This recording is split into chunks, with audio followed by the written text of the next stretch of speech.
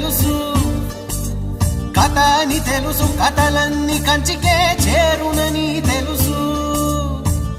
తెలుసు తెర తొలుగుతుందని, తెలుసు తెల్లారుతుందని, తెలుసు ఈ కట్టె పుట్టుకుమంటదని, తెలుసు ఈ మట్టి మట్టిలో కలిసిపోతదని.